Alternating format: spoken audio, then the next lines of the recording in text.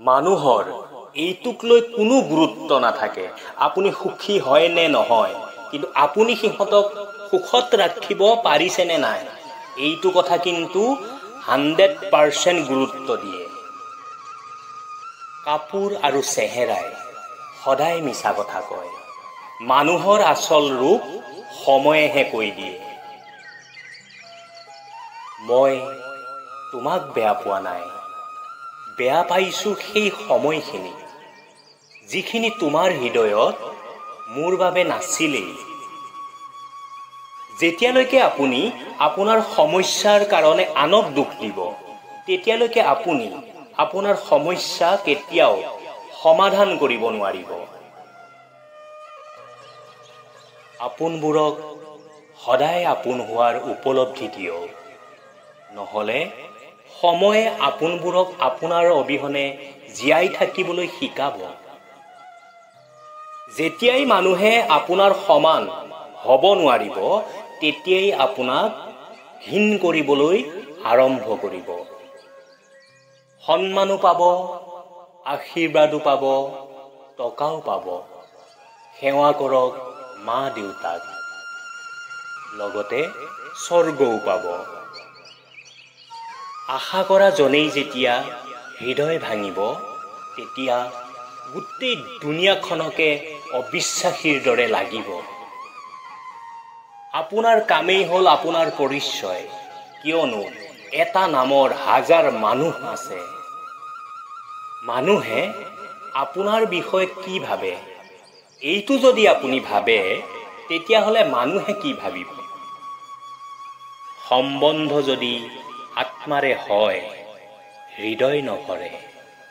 গোটেই দুনিয়াখনে কৈ আছে হাৰ মানি লোৱা, কিন্তু হৃদয়খনে লাহে লাহেকৈ কৈছে আৰু এবাৰ চেষ্টা কৰা, তুমি পাৰিবা। নিজৰ ৰাস্তা নিজেই বিচাৰি লওক, কিয়নো আপোনাক আপোনাতকৈ বেছি কোনেও নাজানে।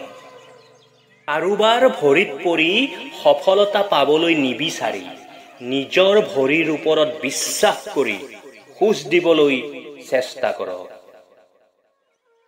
ভিক্ষাৰীক কেতিয়াও অপমান নকৰিব, কিয়নো তেওঁ আপোনাৰ পৰা অকল ভিক্ষা নিবলৈয়ে নাহে, আশীৰ্বাদ দিবলৈও আহে। যিদিনা আপুনি আপোনাৰ হাঁহিৰ মালিক আপুনি নিজেই হ'ব, সেইদিনাৰ পৰা আপোনাক কোনেও কন্দুৱাব নোৱাৰে। নিন্দা কৰা সকলৰ কাৰণে কেতিয়াও নিজৰ লক্ষ্য নেৰিব, কিয়নো লক্ষ্য প্ৰাপ্তিৰ পিছত নিন্দা কৰা সকলেই হাত চাপৰি বজাব। যিটো সহজে পোৱা যায় সেইটো হ'ল প্ৰতাৰণা, আৰু যিটো কষ্ট কৰি পোৱা যায় সেইটো হ'ল সন্মান, আৰু যিটো হৃদয়ৰ জৰিয়তে পোৱা যায় সেইটো হ'ল ভাল পোৱা, আৰু যিটো ভাগ্যৰ বলত পোৱা যায় সেইটো হ'ল এজন ভাল বন্ধু। সেয়ে দৰ্শকসকল, বন্ধুক প্ৰতাৰণা নকৰিব। এটা কথা কি জানে, শক্তি দেহৰ পৰা নাহে, শক্তি আচলতে মনৰ জোৰতহে আহে। পুৰুষসকলক কৈছো, শিৰত 1 ফুটা সেন্দুৰ দিলেই স্বামী হোৱা নাযায়। আদৰ্শ স্বামী হ'বলৈ হ'লে স্ত্ৰীৰ মনৰ কথা বুজি ভাল পোৱা দিব লাগিব, সুখত ৰাখিবলৈ জানিব লাগিব। জীৱনত এই 6টা নীতি সদায় মানি চলিব। 1. প্ৰাৰ্থনা কৰাৰ আগতে বিশ্বাস কৰক। 2. কথা কোৱাৰ আগত শুনক। 3. খৰচ কৰাৰ আগতে উপাৰ্জন কৰক। 4. কিছু লিখাৰ আগতে চিন্তা কৰক। 5. হাৰি যোৱাৰ আগত চেষ্টা কৰক। 6. মৰাৰ আগতে জীয়াই থাকিবলৈ শিকক। আমি মানুহবোৰ বৰ আচৰিত নহয়নে? যিটো চকুৰে দেখা পাওঁ সেইটো সহজে বিশ্বাস কৰিবলৈ টান পাওঁ, কিন্তু যিটো কাণেৰে শুনো সেইটো অতি সহজেই বিশ্বাস কৰোঁ।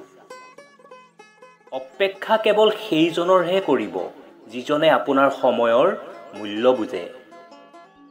আচলতে কি জানে, মানুহৰ জীৱনলৈ বেয়া সময় আৰু মুখা পিন্ধা মানুহ অহাটো খুবেই দৰকাৰী।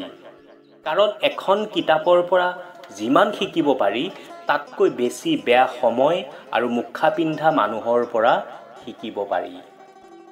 মানুহৰ জীৱনটো হ'ল এজোপা ফল গছৰ দৰে, য'ত প্ৰথমে কলি থাকিলে ঔষধ দি ডাঙৰ কৰা হয়।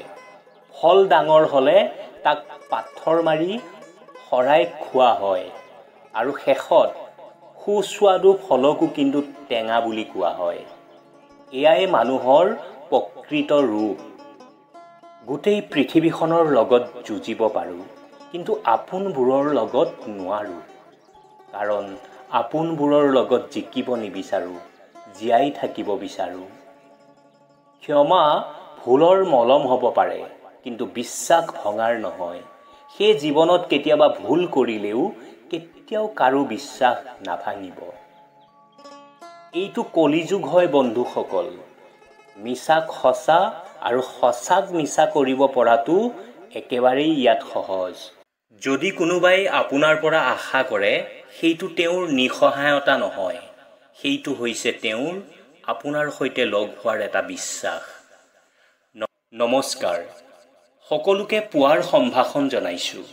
আজি কেইটামান সুন্দৰ প্ৰেৰণাদায়ক বাণীৰ দ্বাৰা আপোনালোকৰ জীৱনত পজিটিভ শক্তি বৃদ্ধি কৰাৰ ক্ষুদ্ৰ প্ৰয়াস কৰিছোঁ। আহক সেই বাণীসমূহক আমাৰ প্ৰেৰণাৰ উৎস কৰি লওঁ।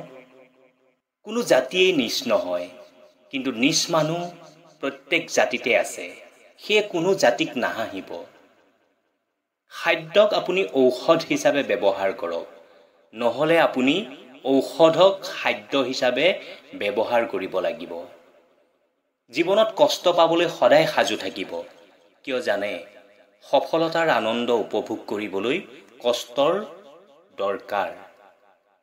সন্মান বস্তুটো আজিকালি জোখত দিয়াৰ প্ৰয়োজন, কিয়নো এই যুগৰ মানুহে বেছি সন্মান পালে নিজকে ভগৱান আৰু সন্মান দিয়াজনক গৰু ছাগলী বুলি ভাবে।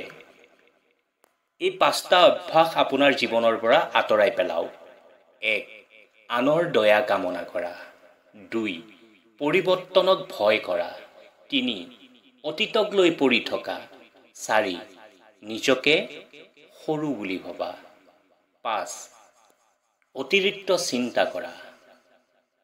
কাৰোবাৰ বিপদ দেখি কেতিয়াও আনন্দ প্ৰকাশ নকৰিব, কাৰণ অহাকালি আপুনি কি অৱস্থাত পৰিব সেইটো আপুনি নিজেই নাজানে। জীৱনৰ পৰা এটা কথাই শিকিছোঁ, মানুহক একোৱেই হাৰ মনাব নোৱাৰে যেতিয়ালৈকে তেওঁ নিজে হাৰ নামানে।